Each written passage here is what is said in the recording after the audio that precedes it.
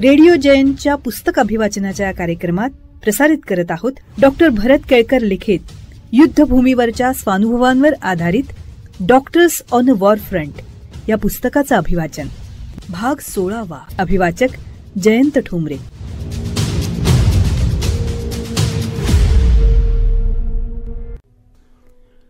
काही मुलाखतींमध्ये मला एक प्रश्न विचारला जातो. जे जखमी तुमच्याकडे येतात त्यात काही दहशतवादी असतील तर ते कळाल्यानंतर तर तुमच्या उपचारांमध्ये काही बदल होतात? खरं म्हणजे समोर आलेल्या पेशंटला वाचवणं, त्याला योग्य तो वैद्यकीय उपचार देणं हा सर्व डॉक्टरांचा मॉरल कंपास असतो.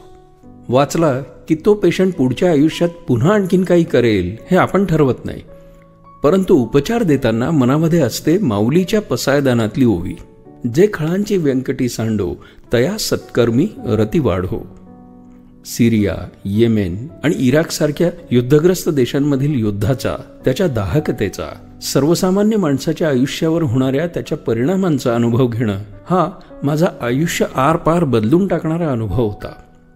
पण या अनुभवांकडे आता वळून बघताना कधी कधी प्रश्न पडतो, अशा सर्वस्वी अज्ञात अस्वस्थ वातावरणात अखंड मृत्यूची सावली पाठीशी घेऊन काम करण्याचं हे बळ माझ्यामध्ये आलं कुठून आणि कसं?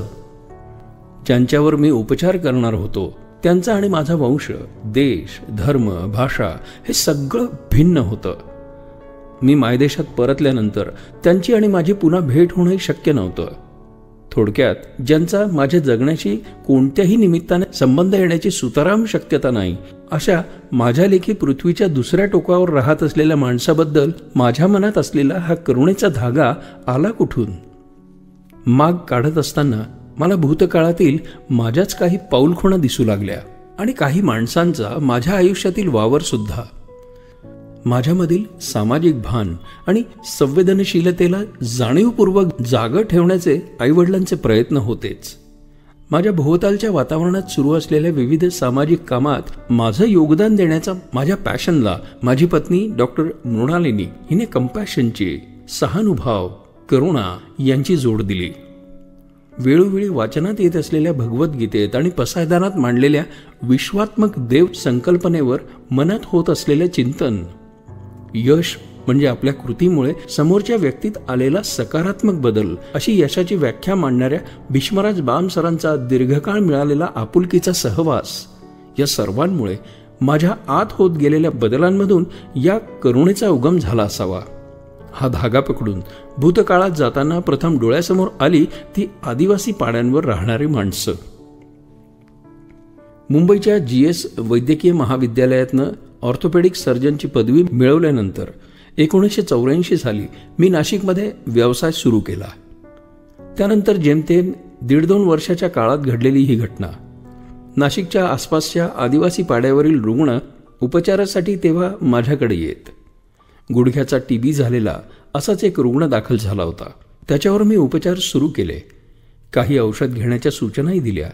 संध्याकाळी राऊंडला गेलो तेव्हा चौकशी केली तेव्हा कळलं की लिहून दिलेल्या औषधाच्या गोळ्या त्यांनी घेतल्याच नाहीत. त्रास होतोय, बरं व्हायचंय आणि मग औषधही घ्यायचं नाही, हा काय प्रकार? माझा पारा जरा चढलाच. मी काही न बोलता परतलो आणि माझी पत्नी डॉक्टर मृणालला त्यांच्याशी बोलायला सांगितलं. मृणाल त्यांच्याजवळ जाऊन गप्पा मारू लागली. तेव्हा तिला त्यांच्याकडनं कळलं ते ऐकून तर आम्ही दोघं हादरूनच गेलो. औषध न घेण्याचं कारण अगदी प्रांजळपणे सांगताना ती बाई म्हणाली, ताई, आमच्याबरोबर आमचा शिधा आहे हो, पण रांधण्यासाठी व्यवस्था नाही ना. हॉस्पिटलमध्ये रांधण्याची सोय नाही आणि बाहेरून जेवण मागवण्यात पैसे खर्च केले तर डॉक्टरांचं बिल चुकवण्यासाठी पैसे कुठून आणणार? हा त्यांचा पेच होता. त्यावर त्यांना सुचलेला एकच पर्याय होता, जेवणही नाही आणि औषधही नाही. त्या अभावातही त्यांच्या मनात डॉक्टरांच्या बिलाचे पैसे आणि हाच विषय प्राधान्यानं होता. डॉक्टरांनी आपल्याला बरं केलंय, त्यांचं बिल तर द्यायलाच हवं. त्यांचा हा निर्मळ प्रांजळपणा मनाला खोलवर स्पर्शून जाणारा होता. पण त्या निमित्तानं घडलेलं वास्तवाचं दर्शन मात्र अस्वस्थ करणारं होतं. या वास्तवानं मला त्या एका रुग्णाच्या पलीकडे असलेला, कोणतीही तक्रार न करता मूकपणे सर्व प्रकारच्या अभावात जगणारा एक भला मोठा समाज दाखवला आणि या वर्गासाठी काही काम करण्याची इच्छा प्रबळ होऊ लागली. आपल्या वैद्यकीय ज्ञानाचा समाजासाठी उपयोग व्हावा अशी इच्छा जवळजवळ प्रत्येक डॉक्टरांच्या मनात असते. वैद्यकीय शिक्षण घेताना समाज पुरुषाचं जे रूप वेळोवेळी दिसत असतं, विविध व्याधी आणि त्यांच्याशी जोडलेले गुंतागुंत असलेले हे सामाजिक आर्थिक प्रश्न समोर येत जातात. त्यातूनच ही इच्छा प्रत्येकाच्या मनात मूळ धरू लागते. फलद्रूप होण्याचं भाग्य प्रत्येक इच्छेच्या बळावर लिहिलेलं असतंच असं मात्र नाही. त्यांच्या मागे स्वतःची इच्छाशक्ती खूप महत्त्वाची असते. माझ्या बाबतीत ही इच्छाशक्ती खूप प्रबळ होती. मातृ, पितृ, गुरु आणि समाज या 4 ऋणांचं सदैव स्मरण राहील असे संस्कार माझ्या कुटुंबानं माझ्यावर केले होते. ते घेऊनच मी व्यवसायात उतरलो होतो. आदिवासी पाड्यांवरून माझ्या दवाखान्यात येणाऱ्या या रुग्णांच्या निमित्तानं या भागात विविध प्रकारची कामं करीत असलेल्या वनवासी कल्याण आश्रम या स्वयंसेवी संस्थेशी माझा जवळून परिचय झाला. कल्याण आश्रमाचा परिचय दृढ होण्यापूर्वी मी आणखीन एक गोष्ट केली होती. जनकल्याण समितीतर्फे 1985 साली जव्हार, मोखाडा या नाशिक जवळच्या आदिवासी भागात तेव्हा मोफत पोलिओ शस्त्रक्रिया शिबिर आयोजित केली जात होती. या कामाबद्दल आस्था असलेले संघ स्वयंसेवक डॉक्टर अनंत कुलकर्णी आम्हा तरुणांना या कामामध्ये सहभागी होण्यासाठी प्रेरित करीत होते. डोंगराच्या पल्ल्याड असलेल्या दूरदूरच्या पाड्यांवरून रुग्णांचे आप्त त्याला झोळीमध्ये या शिबिरासाठी आणि नंतर फॉलोअपला घेऊन येत. वैद्यकीय सुविधा ही कल्पना तेव्हा या पाड्यांच्या आसपास सुद्धा पोहोचलेली नव्हती. दळणवळणाच्या सोयी हा तर कितीतरी दूरचा मुद्दा. त्यामुळे रुग्णांना शहरात आणण्यापेक्षा डॉक्टरांची तुकडी उपकरणं आणि औषधांसह तिथे नेणं हे अधिक उपयोगी होतं. मोटरसायकलवर टांग मारून या शिबिरांमध्ये शस्त्रक्रिया करण्यासाठी आणि त्यानंतरच्या फॉलोअपसाठी मी तिथे गेलो होतो. या काळात एक डॉक्टर या नात्यानं या आदिवासींच्या शारीरिक व्यथा आणि त्यानंतरची कारणं तर जवळून बघितलीच, पण त्यांच्या आयुष्यात अनेक पातळ्यांवर त्यांना करावा लागणारा अनेक प्रकारचा संघर्ष आणि त्यातही त्यांनी टिकवून ठेवलेली निर्मळता या सर्वांचा जवळून अनुभव घेतला होता. उपचारांच्या सर्व सुविधांसह डॉक्टरांना आदिवासी पाड्यांवर घेऊन जाणं हा पर्याय व्यवहार्य आणि कायमस्वरूपी राबवण्यासारखा नाही हे या शिबिरांमधनं जाणवत होतं. रस्ते, वीज, वाहतूक अशा प्राथमिक सोयीही या पाड्यांवर नव्हत्या. अशा सुदूर भागांमधल्या आरोग्य प्रश्नांचा विचार आणि कृती करणारी एक सक्षम व्यवस्था निर्माण व्हायला हवी होती.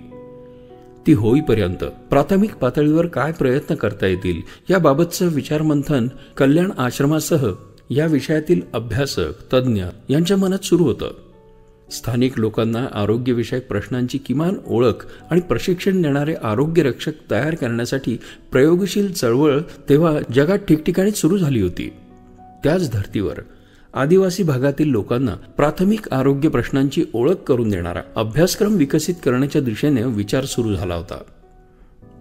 वैद्यकीय उपचार आणि रुग्ण यांच्या दरम्यान आरोग्य प्रश्नांची ओळख असलेला एक जाणता दुवा निर्माण करण्याचा हा प्रयत्न होता. सर्दी पडसं यासारखे किरकोळ आजार, उलट्या, जुलाबामुळे होणारे शरीराचं निर्जलीकरण अशा छोट्या मोठ्या तक्रारी हाताळण्याचं शिक्षण, त्यासाठी लागणाऱ्या औषधांची ओळख या गोष्टींचा समावेश असलेल्या अभ्यासक्रमाचं प्रशिक्षण अशा या उपक्रमाचं स्वरूप होतं. पाड्यांवरच्या आजारी व्यक्तीला आरोग्य केंद्रावर नेईपर्यंत त्याची काय काळजी घ्यायला हवी याची समज या अभ्यासक्रमातून द्यायची होती. सुदैवानं औपचारिक शिक्षण व्यवस्थेच्या चौकटीच्या बाहेर राहून शिक्षणाला जीवनाशी जोडणाऱ्या छोट्या अभ्यासक्रमांची गरज ओळखणारं, त्यासाठी काम करणारं यशवंतराव चव्हाण महाराष्ट्र मुक्त विद्यापीठ या उपक्रमात आमच्या साथीला आलं आणि सामाजिक आरोग्य या विषयात कमालीचा रस असलेले तज्ज्ञ डॉक्टर श्याम अष्टेकर यांच्या प्रयत्नानं हा अभ्यासक्रम आकाराला आला. एक वैद्यकीय व्यावसायिक म्हणून मला या अभ्यासक्रमाबद्दल, त्यातील विषय, आशय याबद्दल विशेष आस्था होती. त्यामुळे आम्ही दोघंही या कामाशी जोडले गेलो. हा अभ्यासक्रम सुरू करण्याचं निश्चित होईपर्यंत आमचं हॉस्पिटल उभं राहिलं आणि या उपक्रमाला हक्काचं छप्पर मिळालं. हॉस्पिटलच्या तळघरात असलेल्या सभागृहात हे वर्ग आयोजित करण्याचं ठरलं. 2008 साली वनवासी कल्याण आश्रमाच्या पुढाकारानं मुक्त विद्यापीठाची मान्यता असलेला आरोग्य मित्र अभ्यासक्रम आमच्या हॉस्पिटलच्या परिसरात सुरू झाला. 6 महिन्यांचं प्रशिक्षण होतं. दर महिन्याला 3 दिवस विविध तज्ज्ञांची सत्र होत. प्रात्यक्षिक आणि गृहपाठ यांची जोड होतीच. शिवाय 6 महिन्यांचा अभ्यासक्रम पूर्ण केल्यानंतर त्या प्रशिक्षणार्थीची रीतसर परीक्षा होऊन त्यांना मुक्त विद्यापीठातर्फे प्रमाणपत्र मिळत होतं. परीक्षा आणि प्रमाणपत्र यामुळे या प्रयत्नांना एक औपचारिक स्वरूप तर आलंच, पण समाज मान्यताही मिळाली. आरोग्यरक्षकांना मिळणारं प्रशिक्षण केवळ आरोग्यविषयक नव्हतं, तर सांडपाणी व्यवस्थापन, शौचालयाचा वापर आणि त्या सवयीची गरज, गावात आलेल्या साथी ओळखणं, वृक्षारोपण, स्वच्छता असे त्यांचे अन्य विविध सामाजिक पैलूही होते.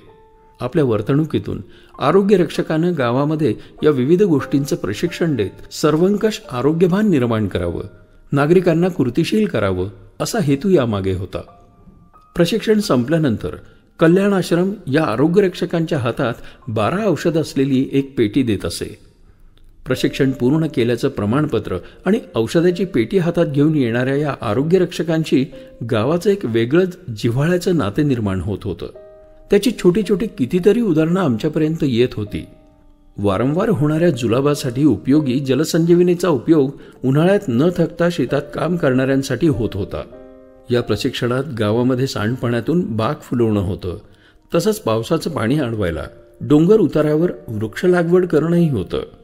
आरोग्याचे स्थानिक प्रश्न आणि त्याची उत्तरं यामधला दुवा म्हणजे हे आरोग्यरक्षक असल्यानं त्यांच्यामार्फत गावातील अनेक आरोग्य प्रश्न शहरातील तज्ज्ञ डॉक्टरांकडे येऊ लागले. एका अपत्यहीन जोडप्याला घेऊन एक आरोग्यरक्षक माझ्याकडे आला होता. वंध्यत्वावर उपचार करणाऱ्या एका तज्ज्ञाकडे मी त्यांना तपासणी करण्यासाठी पाठवलं. त्या तज्ज्ञानं सुचवलेल्या उपचारानंतर या जोडप्याला बाळ झालं, तेव्हा त्यांना तो आरोग्यरक्षक अक्षरशः देवदूत वाटत होता. प्रशिक्षणाच्या एका तुकडीत साधारणतः 35 ते 45 लोकांचा समावेश असायचा. 4-5 पाडे मिळून एकाची निवड केली जायची. अशा 8 तुकड्यांना म्हणजे 300 आरोग्यरक्षकांना या उपक्रमाच्या अंतर्गत प्रशिक्षण दिलं गेलं. या उपक्रमाने नेमकं काय साधलं? गावातील आरोग्याची प्रत्येक छोटी मोठी समस्या घेऊन रोजगार बुडवून शहरात धाव घेण्याचं प्रमाण आणि त्यावर होणारा 1500 रुपये खर्च त्यामुळे वाचू लागला. आरोग्यरक्षक म्हणून काम करणाऱ्या त्या तरुणांनाही या अभ्यासाने आत्मविश्वास दिला. यापैकी काही आरोग्यरक्षकांनी नंतर सरपंच म्हणून गावाची जबाबदारी सुद्धा स्वीकारली. अर्थात हे श्रेय माझं एकट्याचं अजिबात नाही. या प्रशिक्षणात शिक्षण देण्यासाठी सध्या मुक्काम बस्तर इथले डॉक्टर राम गोडबोले, त्यांच्यासारखे अनेक डॉक्टर्स आणि शिकवण्याचं कौशल्य असणारे प्रशांत केळकर सारखे आरोग्य प्रशिक्षक स्वेच्छेने सहभागी झाले. वनवासी कल्याण आश्रमासारखी संस्था या उपक्रमाच्या मागे उभी होती. हा अभ्यासक्रम आरोग्यरक्षकांना जसा एक वेगळा जीवनानुभव देणारा होता, तसाच तो आमच्या भावी सामाजिक कामाची दिशा निश्चित करणारा होता, असं आता मागे वळून बघताना कित्येकदा वाटतं. दरमहा होणारी आरोग्यरक्षकांची अभ्यास सत्र, त्या निमित्तानं येणाऱ्या तज्ज्ञांशी होणाऱ्या आरोग्य आणि त्याच्याशी जोडलेल्या सामाजिक प्रश्नांच्या चर्चा, आरोग्यरक्षकांना गावात थेट काम करताना येणारे अनुभव ही आमच्यासाठी व्यवसायाच्या पलीकडे जात समाजाशी जोडून घेत घडत राहण्याची प्रक्रिया होती. कोणताही सामाजिक प्रश्न हे त्या काळाचं अपत्य असतं आणि तत्कालीन सामाजिक वातावरणातून ते प्रश्न निर्माण होत असतात. बदलत्या सामाजिक परिस्थितीनुसार त्या प्रश्नांचं मूळ रूप बदलून त्याला नवा आयाम मिळतो. आरोग्यरक्षक या उपक्रमाच्या बाबतीत असंच काहीसं घडत गेलं. रस्ते, वाहतुकीच्या सुविधा यामध्ये वाढ होऊ लागली. तसे गावं आणि पाडे यांचे चेहरे बदलत गेले. गावांमध्ये आरोग्य उपकेंद्र सुरू झाली, आशा सेवा सुरू झाली. त्यामुळे आरोग्य सुविधा मिळवणं हे पूर्वीसारखं दुष्कर उरलं नाही. याचा अर्थ गावातील आरोग्यरक्षकांचं महत्त्व संपलं असं मात्र नाही. हे आरोग्यरक्षक ग्रामविकास सारख्या काही वेगळ्या सामाजिक उपक्रमाशी जोडले गेले.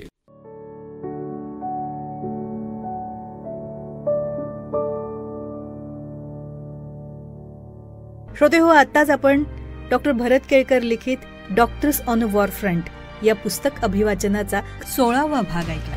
अभिवाचक होते जयंत ठोंबरे. श्रोते हो, रेडिओ जयंतच्या सगळ्याच कार्यक्रमांना आपण देत असलेल्या उदंड प्रतिसादाबद्दल आपले मनपूर्वक धन्यवाद. रेडिओ जयंतचे आनंदी कट्ट्याचे 1600हून अधिक भाग यूट्यूबवर प्रसारित झाले, ते आपण जरूर ऐका. त्याचबरोबर अभिवाचनाच्या सदराचा आपण जर विचार केला तर पद्मविभूषण शिवशाहीर बाबासाहेब पुरंदरे लिखित राजा शिवछत्रपतीचे पूर्वार्ध आणि उत्तरार्ध असे एकूण 207 भाग यूट्यूबवर उपलब्ध आहेत.